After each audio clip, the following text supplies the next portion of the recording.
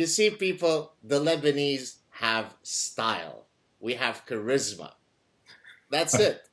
Ronnie Chatah, it's such a pleasure talking to you. How you doing, buddy? اهلا وسهلا جاد. كيف صحتك? تمام. شرفنا. By the way, we will lace the conversation with a bit of Arabic because I know from my previous conversations with Arabic speakers, people absolutely love when we start speaking Arabic. Even if they don't understand the word, they just love the sound of it. So we'll certainly try to cater to their desire to learn Arabic. But before we do this, and before I, get into who you are and so on and how you reached out to me, this is going to be the third installment. I'm on a mission to identify all Jasus Yahudiye, all the Jewish spies. And Poor Fairuz. Wait, how do you know it's going to be a Fairuz song? Wait a minute. So the way I've done it with some of my other guests, Faisal Saad al-Mutar, who's an Iraqi activist, and then I did it with Hazem Faraj, who's a Palestinian guy. I will sing a song of my choosing. Yes. And if you guess who is the singer, and in your case, I might even ask, what movie is the song from? Oh, wow. If you get this correctly, then you get the imprimatur that you are not a Jewish spy, and you, in your case, you're a true Lebanese. Otherwise, I'm going to have my doubts. You ready? I hope so. Yes, go ahead. Okay, get ready. Here we go. I just want to make sure I get the lyrics right, although I know them. Okay, here we go.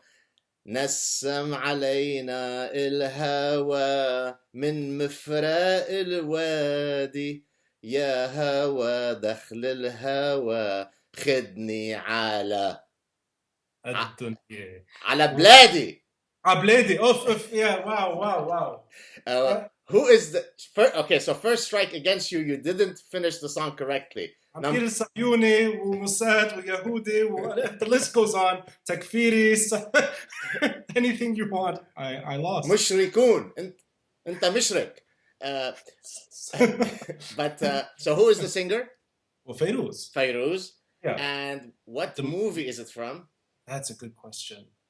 I really don't know. Bint al-Aris. I think that's what it is, if I'm not mistaken. And the reason why I chose this song is because it actually is very poignant, because the words are really talking about, the wind taking you back to your homeland. And here we are, both Lebanese. You're sitting in Edinburgh doing your PhD, certainly probably longing about Lebanon. Sure. And I left Lebanon many, many years ago at the start of the brutal civil war. And so it really resonates strongly. And I think, if I remember correctly, whenever Fairuz would sing these songs to the Diaspora, that was one of the songs that they loved because it was so touching, because it's talking about the wind carrying you back to your homeland. So there you go. Middle East Airlines, whenever you'd fly back into Lebanon, either during the war or just immediately after, they would sort of very loud Fairuz music as you're landing. So it's just you're landing into civil war-torn Lebanon, but Fairuz almost makes it like there was nothing happening. You're still okay with Fairuz. Mazboot. Very true. Something very special about that. Very true. So maybe we could start with how you reached out to me so that there's a context of how we connected. Maybe you could tell us about this. And then maybe you could also tell us about sort of your educational background and what you're doing now. And then it will lead us to some very poignant stories that you've experienced in your personal life. Take it away. Well, so finding you was kind of a complete accident, but it was a great thing. It was a wonderful accident where I went on YouTube one night after leaving Beirut. And I tried disconnecting from Lebanon and a lot of the political situation, but also just the general headache, the Lebanese story. So I kind of wandered off in other directions. And a professor that I met in Beirut, who I guess is familiar to your audience as well, Daniel Dennett, kind of struck me as someone really interesting, and went through his old YouTube archive and, discovering people like Richard Dawkins, Christopher Hitchens, Sam Harris as well, and stumbling into this American media that I know nothing about. So YouTube clips generated from things like the Young Turks, things that I was not familiar with, and through that discovering different things as well, like Dave Rubin and the Rubin Report. And then just literally clicking on this. Now, this is after maybe several weeks of just ongoing searching in my free time. So I was getting farther and farther away from Lebanon. And I don't think anything's farther away than Dave Rubin in that sense. I went to California, and it went in a different direction. And then you showed up in his Rubin Report sofa, I guess, in that room. Yes. And I'm like, what is? I know. I mean, the name is definitely Lebanese, right? And I wonder why he's saying, of course, God. He's not. Yeah, this makes perfect sense. Lebanese Jew who left Lebanon. And you started talking about your own story. And it brought me back to my own studies when I was at the American University of Beirut. And I did my dissertation on Lebanese Jews of Beirut. So it was very nice to actually, by accident, reach my previous studies on YouTube with you talking about your own childhood in Lebanon. So I kind of got into you that way. I discovered your sad truth. The truth can hurt. The truth can set you free. But you can't hide from the sad truth. Now this, I mean... Bravo ya حلو, bravo ya حلو. I mean, this and Godfather analogy, and I mean, you can't get better than that. So, just kind of a bit of an addiction grew. انت ذكي. عندك ذوق. I hope so. Otherwise, we're both screwed. عندك ذوق, to those who don't understand. He's telling me a whole bunch of lovely compliments, and I'm saying you have wonderful taste. So there you go. So go on. So, okay. How did you... So for your thesis when you were at AUB, I guess that was your master's thesis, right? Yeah. What led you to be specifically interested in the plight of the Lebanese Jews post-1958? What triggered that particular interest? Well, so I grew up in post-Civil War Beirut. So my family would visit Lebanon during the Civil War from America. I was born in Texas and spent my childhood in Virginia, the suburbs of Washington, D.C.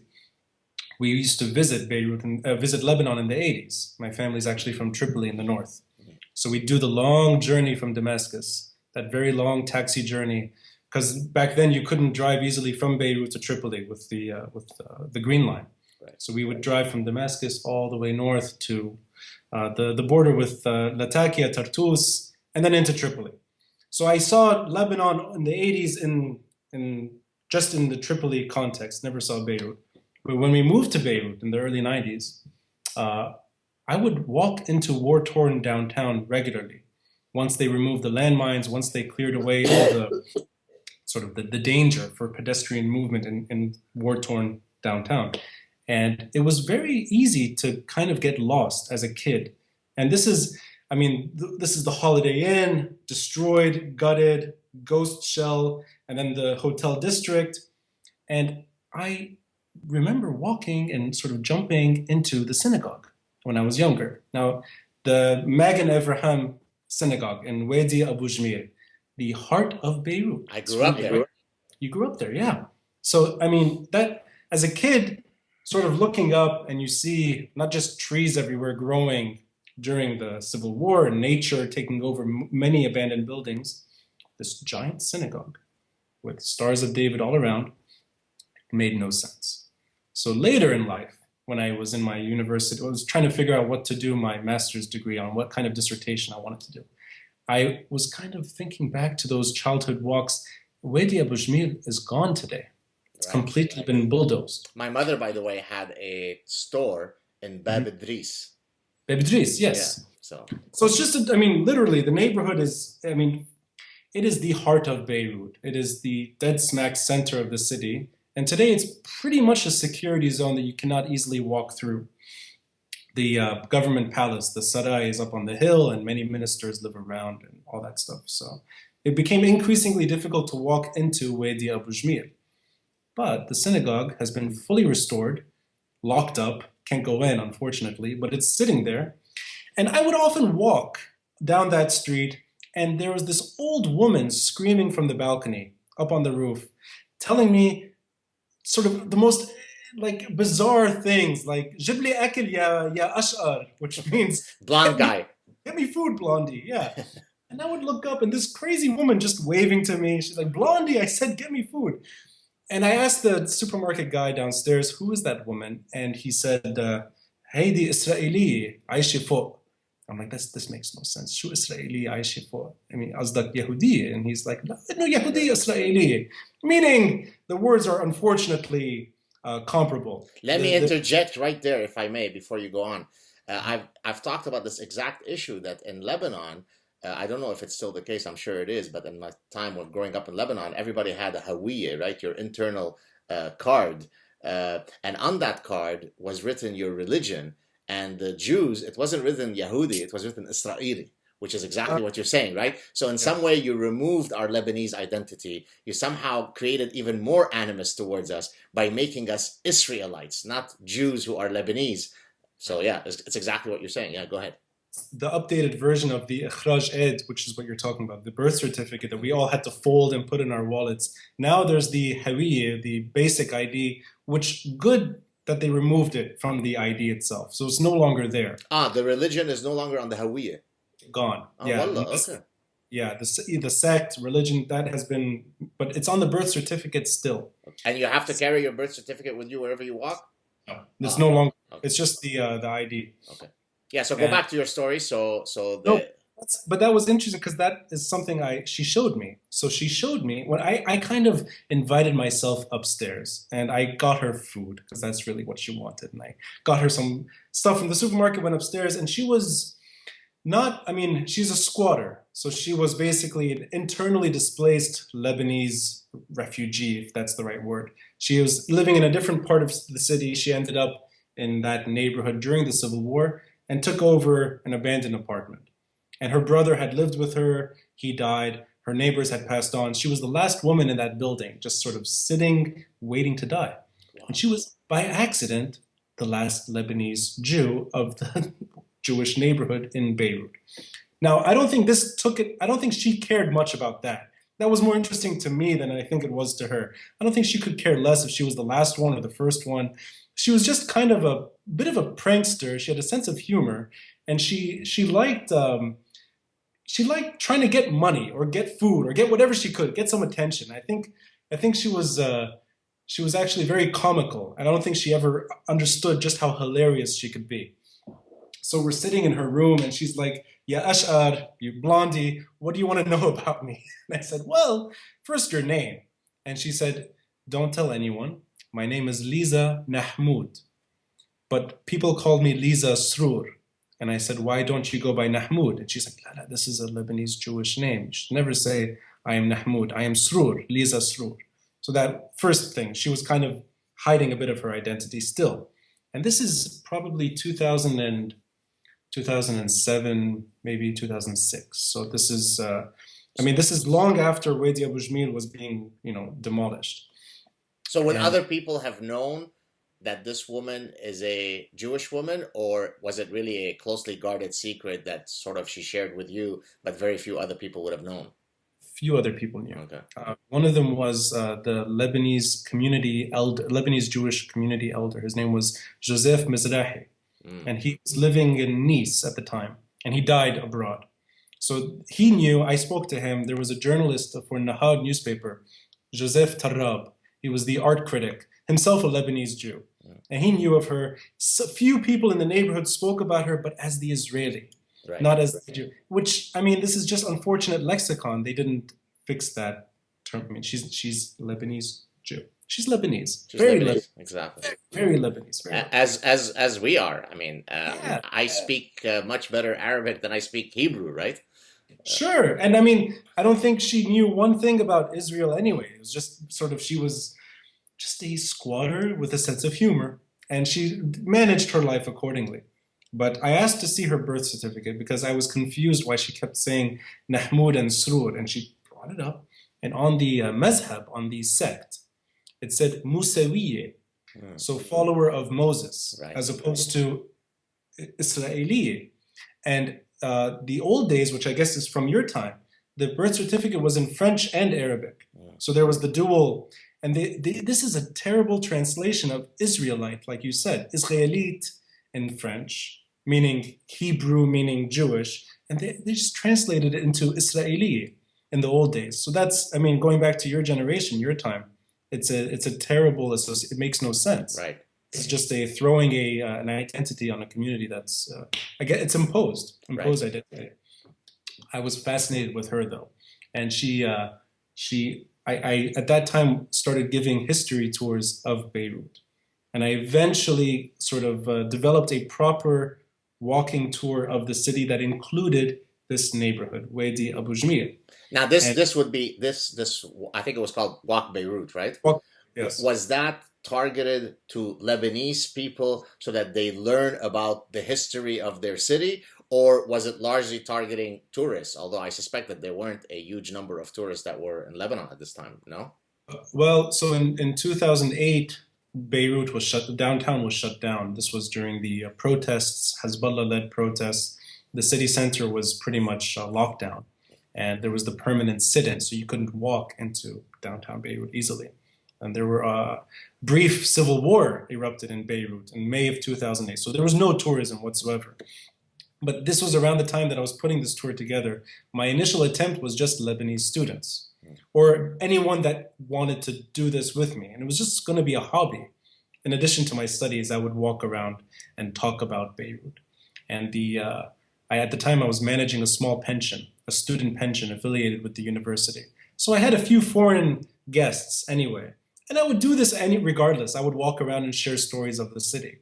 And these were stories written by Samir Asir, the Lebanese journalist who was assassinated in 2005. And these were also inspired by Kamal Salibi, the Lebanese historian, the dinosaur of Lebanese history, who was at the time affiliated with AUB, but I was renting my home from him. So I would actually converse with him a lot about Lebanese stories from his time. And this is maybe the 40s, 50s, 60s, the better times for Lebanon and Lebanese history. So I had already inspirations in place. And I kind of did the research on my own, but I was personally most interested in that neighborhood, in Wadi Abu Jmir, because that was a giant chunk of Lebanese history being bulldozed to the ground. And it's impossible to replicate once it's gone. You cannot bring that community back, or the relics for that matter. The history, the architecture, the Talmud Torah school, the Jewish school next door, the Alliance. School. Yeah. Once they're gone for good. And Lisa, just by accident, happened to be the last human example of that what was once a flourishing community in the city. So I had heard that at one point they had done, I don't know if it was a formal or informal census, that there were 40 Lebanese Jews that were still in Lebanon, many of whom no longer sort of openly identified as Jewish. Either they married somebody, 40 years ago and they no longer practice Judaism, or, whatever it was, but there were 40. Is there an update on that number? So was it down to literally that one person? Or, how many people could we say today are living in Lebanon who self-identify openly as Jewish? I don't think there's an exact figure. And I think the number is, I would assume the number hovers around that. Right. I can't imagine it being much more. Right. But there was Jean Arazi, who was the most recent Lebanese Jewish community elder who was helping restore the synagogue. And I think other than him and his family and the few other families that have stayed put, the community is pretty much detached. And unfortunately for good, I don't think this is a community that returned en masse after the Civil War. On the contrary, it's sort of constant, it's net exodus. So let me interject here. So first, regarding the Magen Avraham synagogue, I recently received, coincidentally, from Nassim Taleb, yes. Many people would know who he is, a friend, a Lebanese friend and very famous author, a attachment showing, a photo attachment showing the current state of sort of the refurbished version of the synagogue. And you're exactly right that it certainly looks much better than it had in the past. And so you're right that there definitely has been an effort to refurbish it. I'm not sure for what purpose, since there isn't a practicing Jewish community, perhaps for historical or architectural reasons. Well, it's built into the Solidaire, which is the company that has restored pretty much entire downtown Beirut. This is the Hariri group, right? Well, it's he started the company, but then it became by default a Lebanese government enterprise, a private company working with the Lebanese government, and initiated by Rafiq Hariri. Yeah. I'm sorry. The religious sites were not touched. So the churches, the mosques, and the synagogue were left, and were not sort of, that was the exception, that those would all be restored, including the synagogue.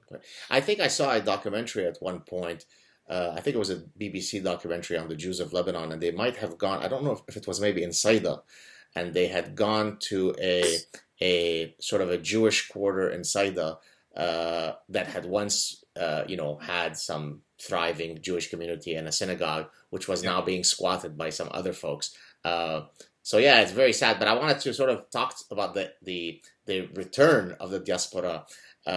I was recently, and I was pleasantly surprised, I was recently contacted on 2 occasions by the Lebanese government. One by the Consul General of Montreal, because they were setting up a writers group of Lebanese authors, and I had been chosen as one of these authors. And so I went to the Consul General, which was very, very nice to kind of be back into. I wasn't in Lebanon, but I was at the Consul General of Lebanon, so that made me feel very warm. And then the second invitation I received, which I don't think I will be accepting for reasons that we can get into, they identify, this is under the auspices of the Minister of Foreign Affairs, who is trying to kind of bring back, prominent Lebanese back to Lebanon. He started in 2014 an event, I think it's held every May, where they invite people back to Lebanon, people from science, from literature, from business, to try to renew their connection to Lebanon. Of course, I'm not going to go back because I don't think it's very safe for me to go back. Not only because Lebanon itself is not safe, not only because I'm Jewish, but also because I take very open and public positions about things that would probably not make me a very popular guy in that region. And so, regrettably, I won't be exercising this wonderful opportunity to go back to Lebanon. What do you think? I don't think there's ever a good time to invest in a proper return to Lebanon. I think even when things are safe enough for tourists to return, or whenever you have these New York Times articles, the #1 city to visit, Beirut, and this happens every few years, I don't think there's ever the right time to return. And I would also say, I don't think there's any critical danger for you returning to Beirut, even if that means returning with your family and spending a few months there. I can't imagine the investment into trying to discredit you or to harm you, if especially in a university context, I don't think that kind of bubble has been penetrated. Okay. Now this is just my own subjective experience, and this includes, I think, AUB, LAU, the other ones, NDU, San Joseph University. I think they've been largely spared, and this is still where you have some give and take in the battle of ideas. And maybe this lends itself well to Daniel Dennett being at AUB a few years ago, spending 6 months there. I don't think most Lebanese even knew who he was or cared for that matter. And the student body never made any demands to have him removed. And on the other end of the spectrum, you have a bunch of crazy people that get invited too. But I think I can't imagine you being sort of the target of anything malicious. That said, I think as the years go by, that luxury maybe is eroded bit by bit. So 5 years from now, 10 years from now, I can only imagine it being more complicated. Right. So it's one of my great regrets because, we have 2 young children, and, it's always been my hope that they learn all of our languages. So English, French, of course, Arabic, Hebrew, and my wife also speaks Armenian. But the reality is that in the context of Montreal, it's difficult it almost feels strained when I try to speak to them in Arabic, because they're not living in an Arabic context. Whereas I could easily imagine that if I were to go on a sabbatical leave for 1 year to AUB, where I immerse them all day long in nothing but Arabic, and given the very young age that they're at today, they could very easily still become fluent speakers as though it were their mother tongue. And this is something that's really weighing heavily on me, because, of course, it's going to become a lot more difficult for somebody to learn Arabic and all of the pronunciations and so on once you pass puberty, once it becomes truly a second language to acquire, second or third or fourth. But I'd only add one thing there. Yeah. And I don't know if maybe this has changed dramatically, that Beirut is the worst place to learn Arabic. And all these students who go to study Arabic never come out with a word. AUB especially, and that environment is so English friendly. And it's almost it might be the exception in the entire Middle East, where you hear more English than you do Arabic.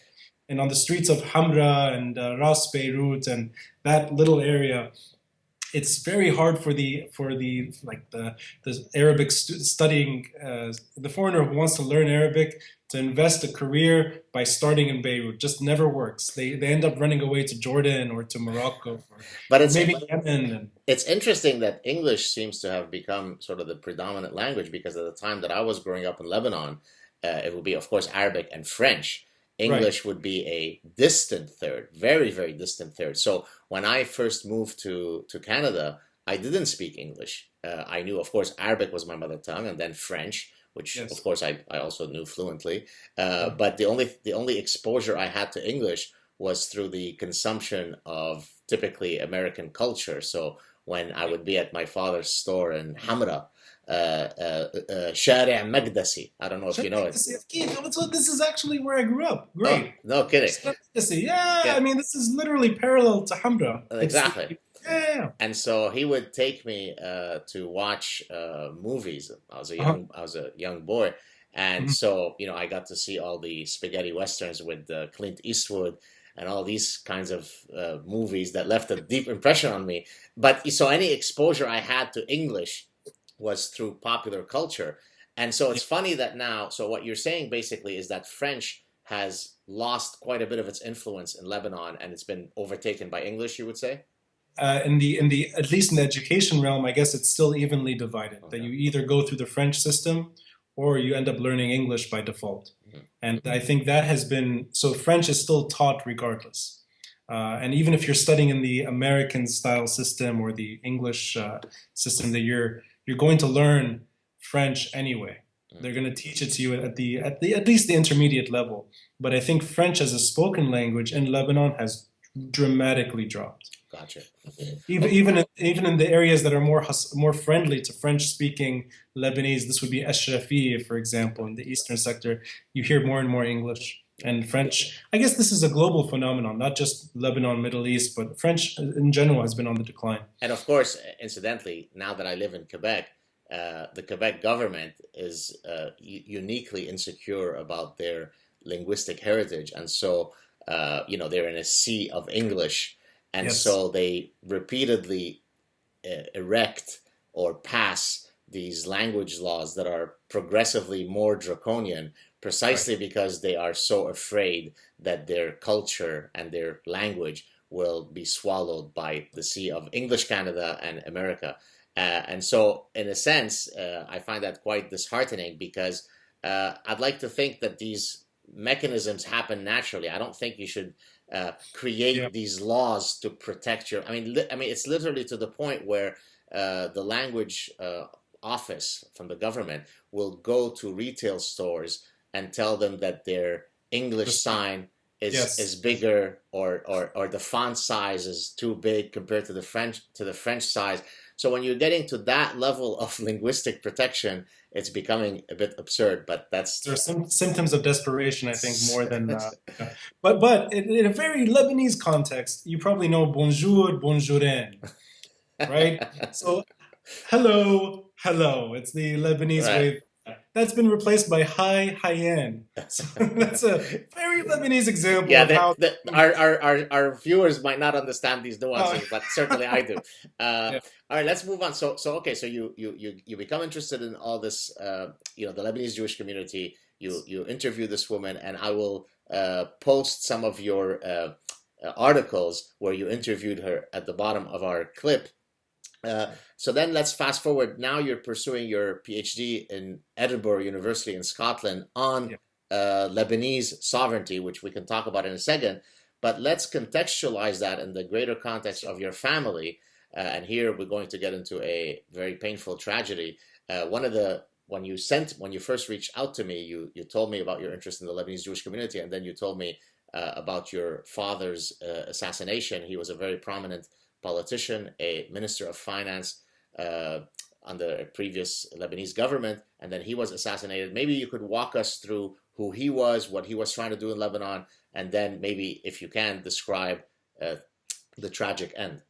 Sure. So My father, we settled in the States during the Civil War. I was born in the States and kind of had a American life early on. My father was working at the IMF at the time and very eager to return to Lebanon once the Civil War ended. And the first chance he got, he returned. And this is back in the early 90s. And he worked at the Central Bank of Lebanon. Now, that sort of Lebanese career went back to the States. He was quickly assigned to become the Lebanese ambassador to the US. So, by a strange thing that I left the US to move to Lebanon, and a few years later returned to the US as a diplomat's son, which really made no sense. But the good news is you can't get parking tickets, so there are benefits to that, right? I actually forfeited the diplomatic plates. I refused to be part of it. Good for you. Yeah, I mean, it did cost me a few tickets, though, come to think of it. Maybe I was stupid, actually. But I kind of wanted to re-identify with America as my childhood. I didn't feel like a foreigner in the US. I was just gone for a few years. So but living at the Lebanese embassy as an ambassador's son kind of opened my eyes a bit to what was happening in Lebanon and the region, and things you don't really understand as a kid. But maybe when you're growing in your teenage years and you're living at the embassy and you overhear conversations and you witness what's happening. And these were the years where Syrian hegemony was really increasing. And this is post-Civil War Lebanon. So pretty much up until 2005, that Syria was the dominant actor in Lebanese politics. And this kind of found its way into the embassy in the US. And we'd have, now this is bizarre, but back then the Syrian ambassador to the US would visit us. And these were not very polite visits. These were kind of just, they were diplomatic, but they were not, we were really looking forward to this. And he's now the foreign minister of Syria, Walid Ma'alem, the really giant beast of the foreign ministry there. So, this is somebody I met as a kid. We would sort of entertain other guests and later on figure out that, okay, these are pretty much idiots, or these are people that are trying to fix things. There's a plethora of these types of characters that show up at the embassy. Now, how old are you when your father is appointed Lebanese ambassador to the U.S.? 16. So you're old enough that if you're eavesdropping on conversations, you're mature enough to understand some of the dynamics. Yeah, and even living in Beirut earlier, I remembered vividly the Syrian checkpoints and the sort of mild harassment you would get from sort of just Syrian soldiers who had nothing better to do. المخابرات السورية. Let me explain this to people who might not be familiar. So there's always this idea that they would be the Syrian government listening in on you in case you say something that is improper, that can sort of get you to disappear. But this was even the case before, or much earlier, when we were there. And so I remember when we moved to Lebanon, to Montreal from Lebanon, when my mother would sometimes be speaking to me on the phone, she would speak in code, as if so that the mukhabarat don't understand. And I would tell her, "Mom, we're in Canada. You don't have to speak in code." But that was sort of her reflex. Because there's going to be Big Brother apparatus that is listening in on you. So anyways, go on. But this is exactly how Lebanon functioned. Pretty much until the Syrians quit in 2005, there was this hush-hush attitude. Even flying the Lebanese flag at times was sort of a difficult thing to do. You would have people watching, and you didn't want to ever dare say the word Assad. Right. Hafiz al-Assad, Bashar al-Assad. That would cause you difficulty. Wherever you were in the country, it didn't matter. So I had that in the background. I knew that as a kid that you had to be careful. I don't know if this is worth sharing here, but I had my watch. Do you remember the Casio G-Shock watch? These like giant Casio watches kids would wear in the early 90s, mid 90s. Maybe. They're like stopwatch, temperature. It's unnecessarily big and sort of obvious. I was walking past a Syrian checkpoint, and the Syrian soldier looked at me. He said, playing on words, he said, "This sa'a," which means, what time is it? Now, of course, I looked. I'm like, "Oh, it's 5 o'clock." He's like, "La la la, this sa'a," meaning, how much is it? Like, how much is it worth? I told him, maybe $20. And he said, "I'll give you 5." I have almost the exact same story with my eldest brother, Moshe, being stopped by Palestinian militia and them telling him, give us your watch. And him, if I remember correctly the story, him getting upset because he said, no, I won't give you the watch. It was a gift from my mother. So it's unbelievable how these sort of mundane little snippets of life repeat themselves across completely different people. Unbelievable. I'm sure now it's going to be the iPhone, the telephone. Doesn't work anymore. No, but it's familiar stuff. I mean, this is just low-ranking soldiers who have nothing to do but harass. Right. And they take every opportunity. So that was I knew that anyway. And Lebanon is complicated regardless, with or without Syrian presence. But I knew about Lebanese problems in a teenage context. But in the embassy, this was roughly around the time the Israelis were pulling out of Lebanon in 2000. And I do remember the Syrians being very upset that the Israelis were leaving Lebanon. And to me, made no sense. Why would the Syrians be upset? I mean, if you look at it in the narrative that we're given, right? This is a good thing. Israeli occupation is ending. It fits the logic. But no, if you're a dictatorship that is playing a very, very dangerous game on foreign hegemony for your own survival, you don't want the Israelis to quit Lebanon. You need legitimacy, and that legitimacy is being exposed, and Hezbollah doesn't have a reason to fight, and became chaotic. I was living in the embassy at that time, so I was sort of aware of things did not fit the narrative. Now, I was not astute. I was not maybe too impassioned by it. I had other concerns. And when you're 18, 19, it's usually girls, music. Why did Guns N' Roses break up? And now it's like, why are they coming back together? Or even just driving around and hanging out with friends in university. So I was not immersed in music is haram. Music is haram. Guns N' Roses today is haram. Beirut is okay. Haram, by the way, for those of you who don't know, it means forbidden. And so in Islam, you have halal and haram, what is allowed and what is not. So I was just joking with him because there are certain edicts that say that music should be forbidden in a religious sense. But anyways, go on. No, but basically that was the background. Now in 2005, and pretty much up until then, my father was removed from the embassy. There was a government change in Lebanon, very, very pro-Syrian government installed in 2000. My father's had a forced resignation. We stayed in the US. So he returned to the IMF. 2005, Rafiq Hariri was assassinated. Now, Rafiq Hariri was probably the most prominent politician to emerge out of Lebanon following the civil war. I don't think any other name has that kind of stature. Love him or hate him, it doesn't matter almost. He's larger than life character. His assassination was a very big, actually we're still dealing with the consequences of that assassination. And in 2005, February 14, for whatever that Valentine's Day of 2005, that assassination, I think, brought many Lebanese back to Lebanon, just as it happened after the Civil War. There was almost a yearning for the diaspora that thought they could fix things, to return and try to fix things once again. Now, my father had, I guess, two stages. One is being early 90s, and then just after 2005. And his son, Saad al-Hariri, who was a recent former minister of Lebanon, quickly brought him on board to be an unofficial advisor, just sort of an economic voice in the background.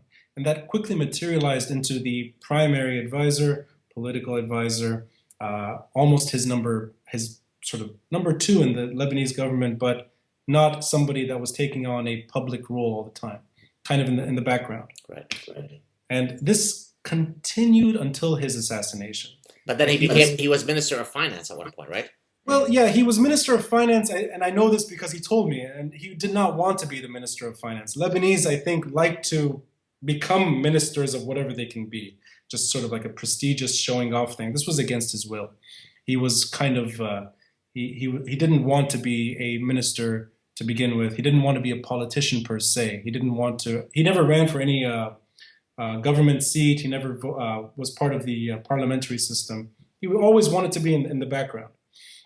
But he did serve as a minister during the unity government 2008, early 2009, very sort of small window. And then he got out and returned to being an advisor. But he returned as an advisor for a prime minister that left Lebanon. Saad al-Hariri quit in 2009 and only returned recently. So he was, in a way, a former prime minister engaging in Lebanese politics from either Paris or Saudi Arabia. His man in Lebanon was my father. And my father was kind of more inclined to speak with visiting diplomats or ambassadors based in Beirut or sort of the geopolitics of the region. I don't think he had much appreciation or care for the internal squabbling that has characterized Lebanese politics. And this includes the most recent surge of sectarianism. There was not one sectarian bone in my father, not one. And he didn't... Did he consider himself to be an atheist? Was he open about that? Did he consider himself to be religious? So you guys are from a Sunni family, right? Yeah, but we're as Sunni as we are anything else. Right. I mean, it's almost like he considered himself a free thinker. That's how he identified himself. Now, I don't know if that translates even well, because Lebanese don't really care. They don't understand these things. It's not like free thinker. What does that mean? He's Sunni from Tripoli. Right. He's a free thinking Sunni from Tripoli. It's almost like, you're whether you want to be or not, you're put into that category. Right. But he liked to think out of the box in everything he did. This included managing his relationship with his children, with his wife, managing his financial affairs, managing his identity with Lebanon and wanting to leave. And he, I think, always found a creative way to handle his problems and his occupational issues, his personal life. And I think that's probably the best description of him as a free thinker. The man wanted to wear a bow tie and bring it back to life. That was his interest. By the way, just for you to know, yeah. I watched the documentary that you sent me, and I saw that episode on the bow tie. Yeah. I've been wearing bow ties for over 20 years. So whenever I wear a formal thing, I usually don't wear a tie. I wear a bow tie. So I know that your dad and I would have gotten along famously well. I know for sure. And he was most interested in Daniel Dennett. That occupied his, we would meet regularly. And this was often, I guess in hindsight, this was a risky adventure, but didn't really care. We'd meet on the Corniche and we would take long strolls on the sunset, sort of Mediterranean backdrop. Most beautiful place to have a father-son relationship. All he would talk about were memes, Zimbos, and Daniel Dennett dialect. And I'm like, I don't even know what he's talking about. And the moment Daniel Dennett arrived, I felt so good to hide this away from him briefly and then kind of nudge him and say, I think Daniel Dennett's visiting. And he was actually visiting, yeah. So bringing these two people together was my biggest accomplishment. So did they get to interact a lot and develop a friendship? They developed a friendship, and we had several lunches and dinners together. Wonderful. And my father was a huge fan. It was almost embarrassing at times, where I kind of had to tell Dennis, it's like, he likes you, but I'm sorry that he's so into this. It was hilarious that he almost cared more about this than the stupid Lebanese politics, which was pretty much his job. So he had an outlet, which was healthy. I inherited his, this is a strange thing, where 21st century assassinations, you inherit things, and I inherited his iPad. This is a strange relic to carry on from your father. This wouldn't have happened 5 years ago. And now these are the things you keep with you to remember your father. Wow. And I've kept it with me. It's a strange thing to hold on to, but it's there. It's his iPad. I consider this almost like his diary or his notebook. And I went through his YouTube searches. It's Daniel Dennett over and over and over and over. And over. Quantum mechanics and things that really are so not Lebanese. So he immersed himself in that world heavily. Did he walk around, given that I'm guessing he took some positions that were anti some of the geopolitics of the region, which I suppose led to his assassination. So with that in mind, did he typically have a large security detail? How was your daily life in terms of if you walk out somewhere, do you have 17 bodyguards, or are you just walking as sort of free, open public people? He had a driver. That's it. Okay. Yeah, driver. And the driver driving our family car. So it wasn't a rare occasion that there would be a small convoy only because there's someone with him in the car. But my personal life, my brother's life, my mom, we did not take any precautions. The driver was armed at certain points where if it was considered dangerous, there would be a weapon in the car. But it was not what you would imagine as a sort of full entourage, one person only, at most one person. In retrospect, was that lacking in he wasn't sufficiently prudent, or was there really no reason to suspect any danger? I mean, what was it? Is it that he miscalibrated the risks, or was it a surprise? What's the dynamic there? I think the larger sort of story is that it was unthinkable to imagine someone like him being in the crosshairs of that issue. That you have struggling regimes, you have Lebanese domestic actors with ties to those regimes, that they would take the extra step to assassinate someone like him. There were other people that maybe you could follow that logic and say they were prime suspect and prime target, and maybe that they were so vocal and so out there and sort of pushing that they were going to be targeted. But I don't think my father really fit that mold one bit. And I say that because he was not in a position of power when he was assassinated, and he was advising an ex-prime minister. So it's not like he was not a decision maker in Lebanese affairs. He was almost I wouldn't say detached, but he was influencing a man from afar. Now, I think that does not register as a direct threat, and I think for that reason he did not really see a need to be extra careful. And so given what you just said about him, that But just one other thing, like, even if he was being threatened repeatedly, if he had phone calls and letters or whatever you want, being told that he's going to die, I don't think he would have taken those steps regardless, because the man wanted to live a normal life in Lebanon. Right. And I think that was his primary goal, was to have normal relationships with his friends, his family, as best as he could. So I think even if things were more difficult at that time, he would have not done something drastic. He would have never left, if that makes sense. So given the fact that, from what you're saying, he wasn't sort of on the high danger list in terms of causing a ruckus in terms of the dynamics in Lebanon. So why I know you may never have an exact answer, but why do you think then he was specifically targeted? What is it about him? Soft-spoken man, a man of ideas, a free thinker. Why was he specifically targeted? What made his voice uniquely dangerous that we should take the effort to get rid of him? If you make the assumption, without having an investigation or a proper investigation, without having a decent trial where you can sit and watch people being arrested and sort of draw conclusions, a luxury in the West, where you actually are exposed to the killers, you see them go to jail, and that's that. You can overcome it eventually. You're robbed of that in Lebanon. So all you have is hysteria. You have people lying to you, telling you other people did it. You have Jews, no? There's only, in this whole story of modern Middle East fiasco, there's only one good thing maybe that's emerged, is that people do not blame the Jews for everything anymore. That it's now there are other scapegoats. You mean a calamity can happen in the Middle East without you blaming it? اليوم في شمس اليهود اليوم عم بتشتي اليهود. Right? Today it is sunny, it's the fault of the Jews. Today it is raining, it is the fault of the Jews. We no longer do that, you're saying? I think it's taken a backseat. Okay. Now the enemy is more creative now. So it's the crusading, Salafist, Zionist at most, right? Like not the Jew has been the Zionist, Takfiri, crusader who's chasing everything. Got it.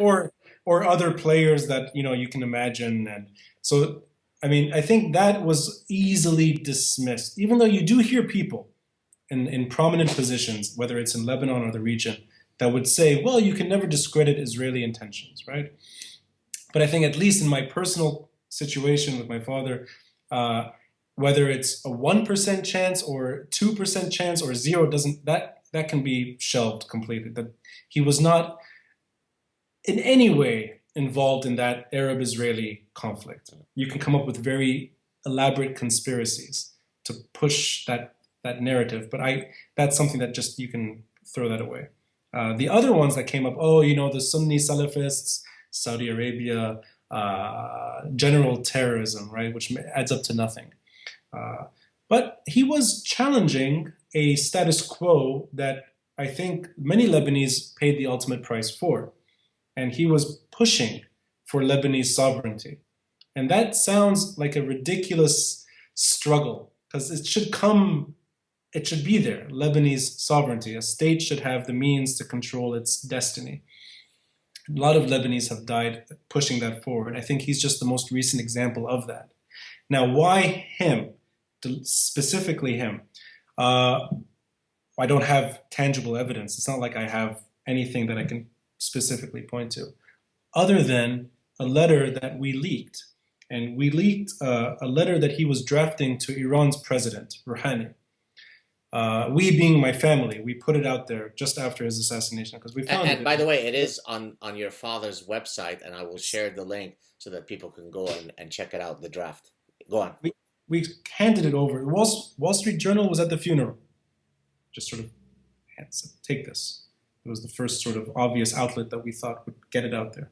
And they put it up immediately. And it's a very, very diplomatic letter to Iran's president, calling on Iran and that system to kind of let go of Hezbollah and form a new page in Irani-Lebanese relations. Now, this is wishful thinking, but it's at a time where Barack Obama was communicating with Iran, the Saudis are talking to Iran, the Emirates are talking to Iran, everyone's talking to Rouhani. And if you go back far enough, Rouhani was considered to be the shining star. Everyone would Rouhani was going to usher in a new chapter in Irani-American relations, and everyone would be happy with Rouhani. This did not happen. But that letter was a specific call to let go of Hezbollah and to stop militarily funding Hezbollah, first of all, and to call on Hezbollah itself to disarm and hand over its weapons and treat the Lebanese state like any other state. And there's nothing hostile in that letter. But that is, I think, the final thing that he was working on, and he was going to send that to the Lebanese parliament and have that become government policy, that there would be a different take with Hezbollah. And Hezbollah in 1989, when the civil war officially ended, the Ta'if Accords, Lebanon's current constitution, affords Hezbollah a strange luxury, and that is a resistance. Resistance being that they can stay armed.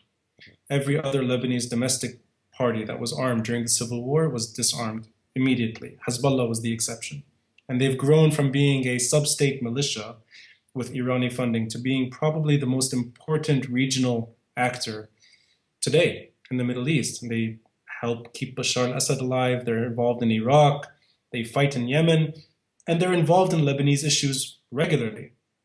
Now, why would that machine, and that machine is Iran, Assad of Syria, and Hezbollah.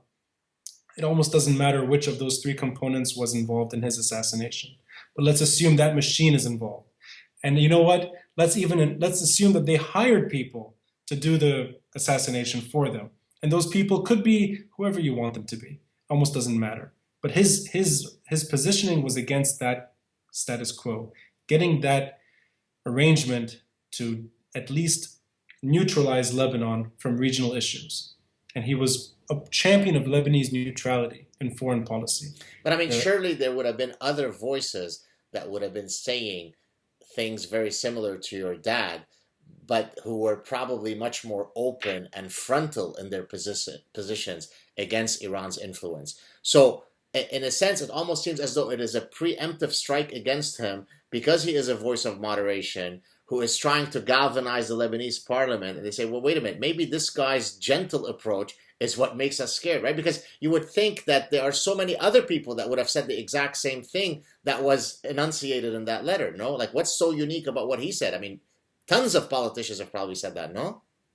I don't like this word moderate because it assumes that the default is something else. So let's say the technocrat or the Democrat, and let's say those that they're not screaming and shouting for the wrong reasons. They're screaming and shouting for the right reasons. They've all been killed, all of them. I mean, or they're living abroad in fear. These are the voices that have been decimated. So what kind of numbers are we talking about? Is it 10, 20? Like, is it just to get a sense of how systematic this assassination machinery is?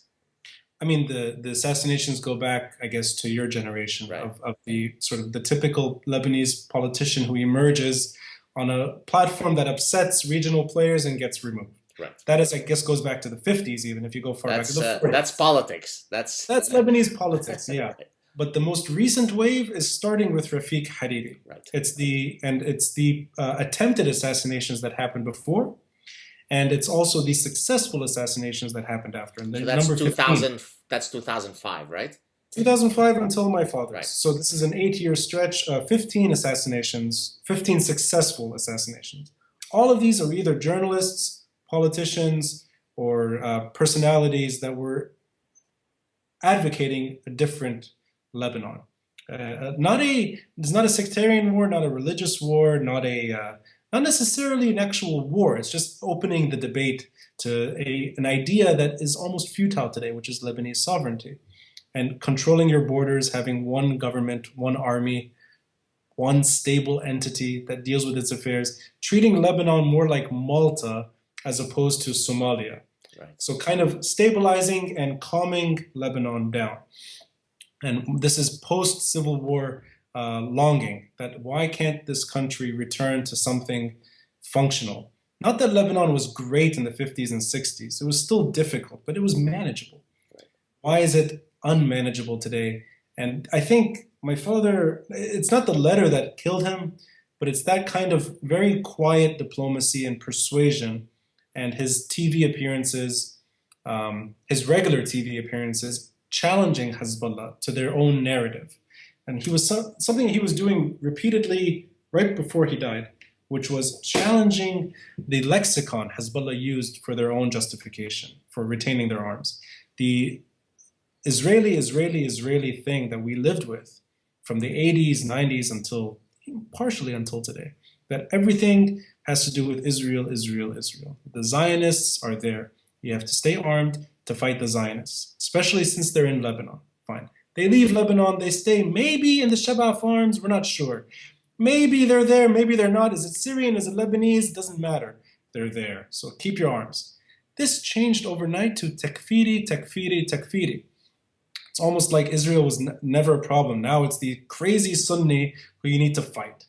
My father was engaged in that battle. He said, you're pushing Lebanon into the worst situation possible, which is getting Lebanon involved in the Syrian war. And my father was pretty much he orchestrated the meeting that happened in 2012. It's called the Ba'abda Declaration. And this is the Lebanon's only foreign policy initiative that it's taken since the civil war ended. The Lebanese president, who's no longer there was a president in 2012, he called on neutrality from the Syrian war. Government executive order, all parties need to detach from Syria. It was never implemented.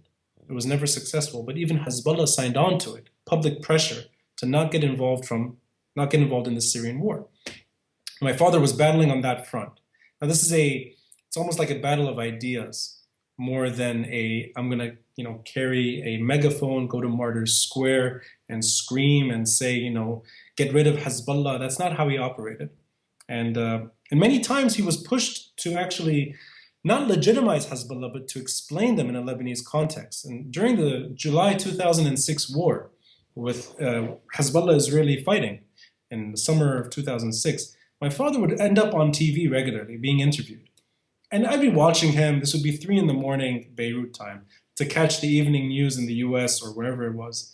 And he would try to actually explain Hezbollah's positioning in a very rational way, not necessarily defending them for what they're doing, but actually trying to give it a context. So he's not a soldier. He's not fighting a security war with Hezbollah.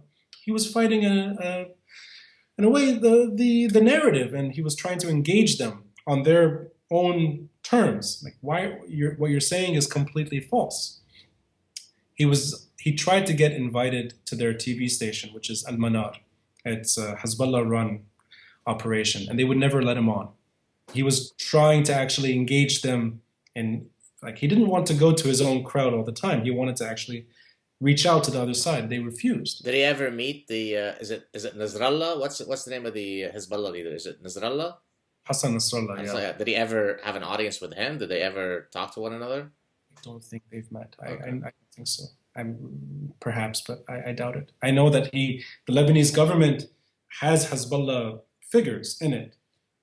They entered politics not too long ago, so they're visible as opposed to the old days where they were just doing operations and primarily in the south. Now they're involved in government. So there are Hezbollah people that he had to meet regularly, but I don't know if Hassan Nasrallah. I don't think so. Now within the sort of the Hezbollah presence in Lebanon, what percentage of the sort of the active fighters and so on would be Lebanese Shia guys versus actual Iranians that are in the field in Lebanon? Oh, I think the number is dominantly Lebanese. Right. Shia, I mean Lebanese. Yeah, I don't know if there are many Irani. There may be some strategists sent to Lebanon and Syria and Yemen and Iraq, but I don't think Iran itself gets involved directly. They prefer having the locals. Yeah, and the irony is that Lebanese soldiers, Hezbollah fighters, are now fighting in Syria. It's almost like it doesn't make sense today. So the official Lebanese army in my days, typically was more dominated by Christians, correct? Now, would we say today, is that still the dynamic, that much of the official sort of military structure is run by the Lebanese, or is it 50-50? What's the dynamic within the official militia, not militia, but military in Lebanon? Well, the official stance is the Lebanese military and the parliamentary system were updated from a 6-to-5 ratio, Christian-Muslim, this is pre-1989, to a 50-50 situation. Okay. So the Lebanese army is still 50-50 Christian-Muslim. So what does that mean? That means every officer's position, if there are generals and there are 40 positions for generals, there are 20 Christians, 20 Muslims. If there are colonels, there are 20. Is that how it's literally broken down? If only it were that simple, because then you have the internal Christian divisions and Muslim divisions. Right. So it's pretty much a negotiation between Maronites, Orthodox, Catholics, Druze, Alawites, Sunni. So nothing has changed from my time, basically, you're saying. Zero progress. It got worse. That's it. And I mean, if it matters, the token representation, which used to be there for the Lebanese Jews, has been removed. Yes. So there was a small sort of like token thing here and there. Although Lebanese Jews could never be prime minister or president, they could have a seat. Yeah, okay. That's true. Yeah. Yeah. But it's gone. It's off the table. As a matter of fact, I know that it's off the table in a very sort of personal way, because when I went to the Consul General, for that event a few months ago, about a month ago, at the event, there was your token Khoury, a Christian priest, and there was an imam, but I kept looking for that rabbi, and I couldn't find him. But I got, by accident, I was in New York walking, and I saw a Lebanese synagogue in Brooklyn.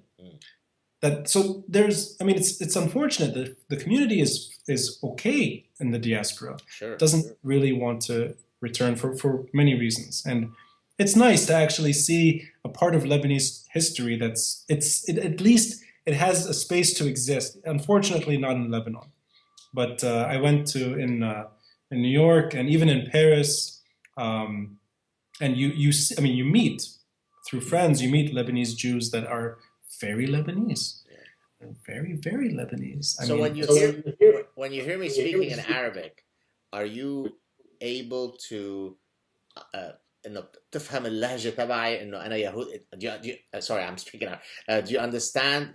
Are you able to recognize my accent so that you could say, oh, this guy look, because the Lebanese Jews typically speak like Syrians. They also speak like some Palestinians. Quite different from how the typical Christian Lebanese speaks. And so are you able to detect these things when I speak to you, even though we haven't spoken too much in Arabic? Are you able to detect that or not really?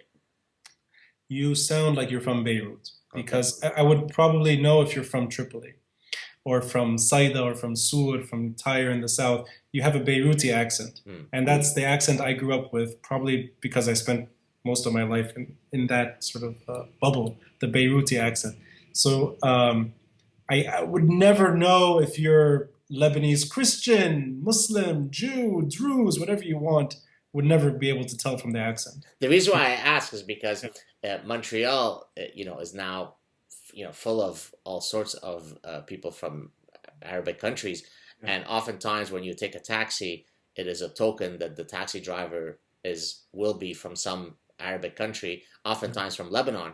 And as you probably know from the context of the Middle East, whenever somebody meets you, they want to find in 74,000 different ways which box to put you in, because they want to know, are you Muslim, are you Christian, of course most of them don't ever think that you are Jewish. And so when I was coming back from Mexico from my trip recently, that exact dynamic happened, where the taxi driver was trying to find out in every possible way where I was from.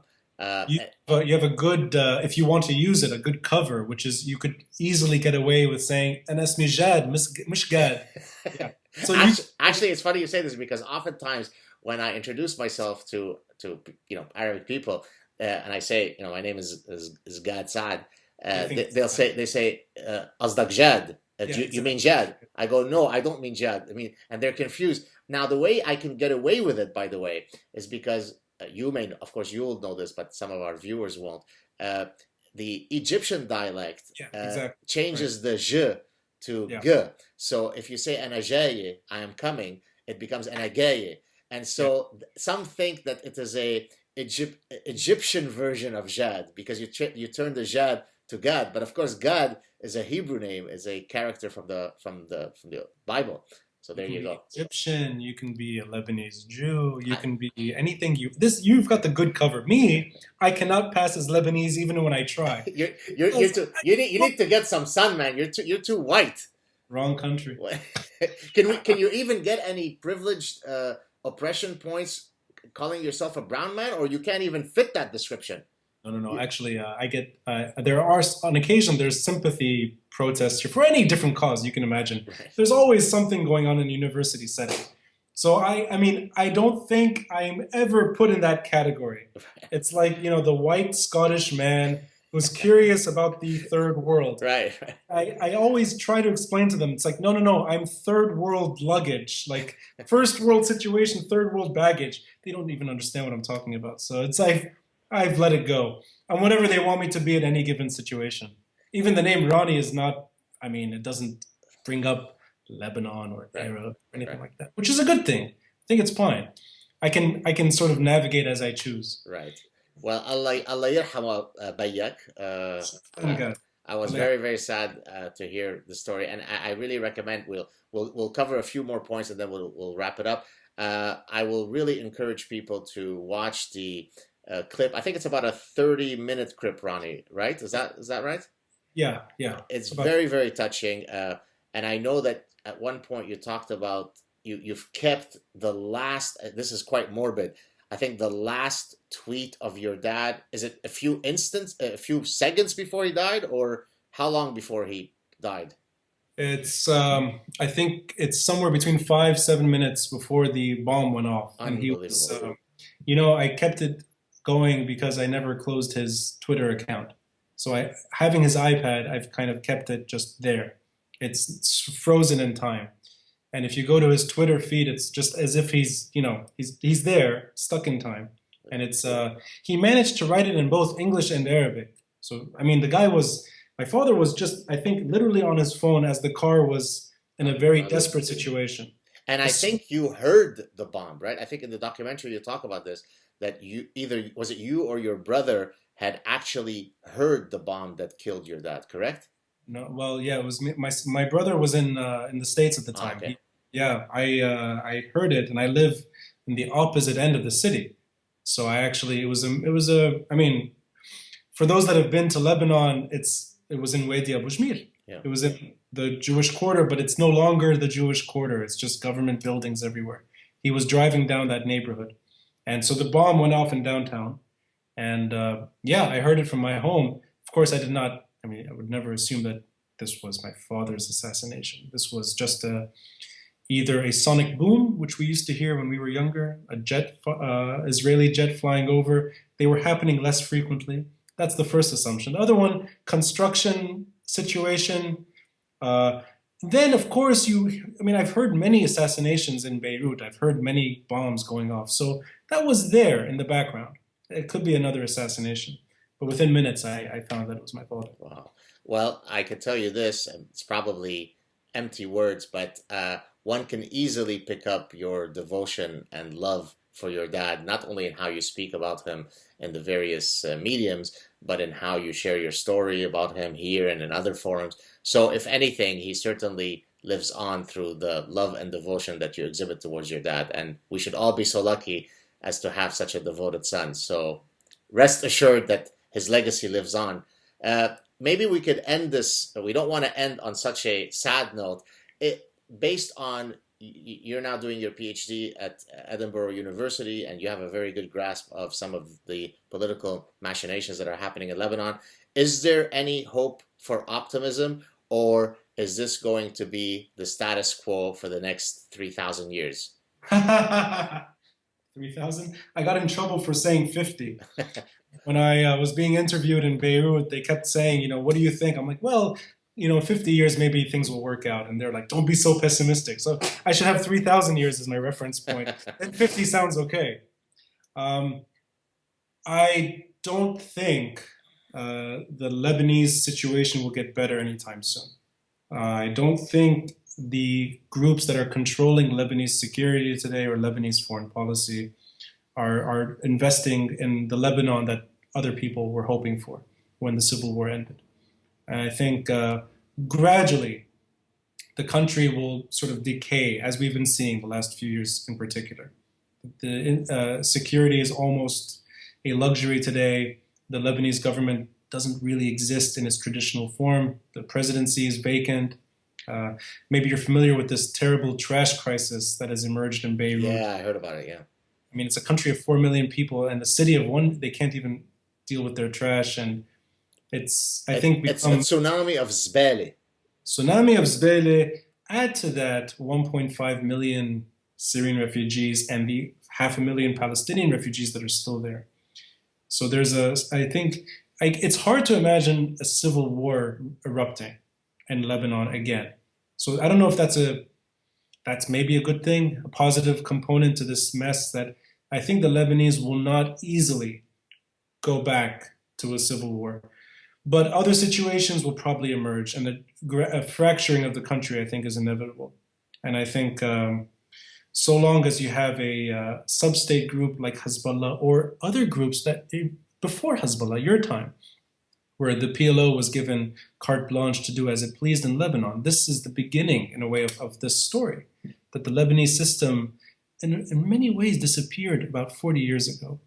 And the state that once was sort of given a pedestal and said, this is a shining example of coexistence, and the mosaic everyone talks about in the Middle East, that has been gone for quite some time. And any attempt of putting it back together has been met with either assassination or war, or just exile, get out of here. So I think the Lebanese story is, I think, an increasing, it's one of diminished prosperity and increased tragedy. And I like those two words because that is Samir Asir. He spoke about Beirut this way when he would, the few occasions that he actually went public and would talk about Lebanese history. He said, a city torn between wealth and death, between life and tragedy, between, these are sort of synonymous words with the good and bad, right, equal footing. And I think that balance has sort of been tilted a bit more to the negative. And that's why you see in 2016 a country that cannot survive on its own. It can't stand on its own 2 feet. Well, so I don't know if that's not ending on a good note. Let me end on a good note. Okay, go for it. Let me try it got worse. Let me fix this. The Lebanese spirit, for good or bad, the Lebanese spirit is alive and well. So I tried to disconnect, and here I am talking to someone who's part of the same story. That no matter what I try to do to get a break from that country, doesn't matter. The Lebanese spirit is alive. Now, that spirit, I think, unfortunately, may be thriving outside of Lebanon today. It may be thriving well, actually, and you've seen many examples. Lebanese that have almost, they took their talents with them and they made great contributions. So that's there. I think you can get rid of that. So the Lebanese spirit is alive and well. The Lebanese state, the Lebanese country, it's probably a lost cause. Yeah. But at least one thing is salvageable, and that's the spirit of Lebanon. Well, let us hope that you and I will one day soon be walking down the Beirut Corniche, having similar conversations with maybe our respective children. I don't think you have children yet, but Iza Allah birid, as we say in Lebanon.